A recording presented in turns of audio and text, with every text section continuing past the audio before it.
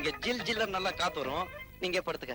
அப்புறம் பொண்டாட்டி வந்ததும் ஆத்தாக்காரிய காத்து இல்லாம தவிக்க விட்டுட்டான்னு ஊர் ஜனங்களை பேசிடக்கூடாது பாரு, அதுக்குதான். எங்களுக்கு காத்து இல்லைனாலும் பரவாயில்ல, சமாளிச்சுக்கிறோம். சரி தண்ணி வா.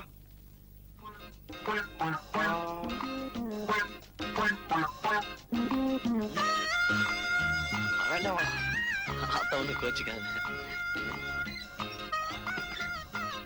சீதா, இங்க வாமா. என்ன ஆத்தா? ஒண்ணே இல்லடா, அவள.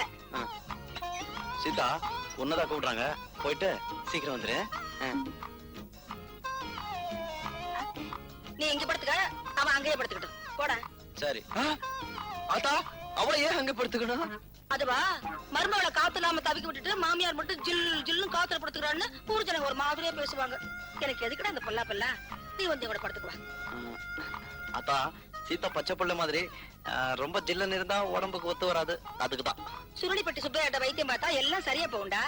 என்ன நீ எதுக்கு எடுத்தாலும் சுள்ளிப்பட்டி சுப்பையா தான் சொல்ற? நான் என்னடா பண்றது? உங்க அப்பா சாகும் போது அவனுக்கு கடனா பணம் கொடுத்திருக்காரு, திருப்பி கூடான்னு கேட்டா வைத்தியம் பார்த்து கழிச்சுக்கங்கிறான். அவங்கிட்ட போய் நான் என்னடா பேச முடியும்? எதுக்கு எடுத்தாலும் ஒரு சாக்கு சொல்ற?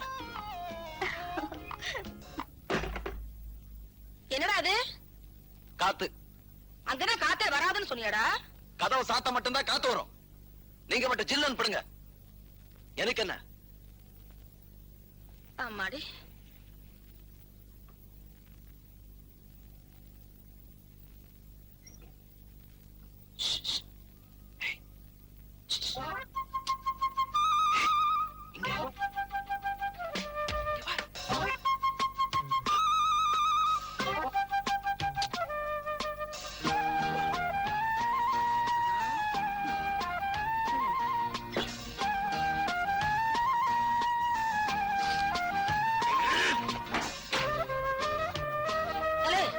அங்க என்னடா சத்தம்? பூனை.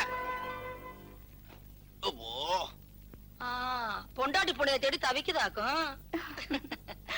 ஐயோ, இருக்கு வயல.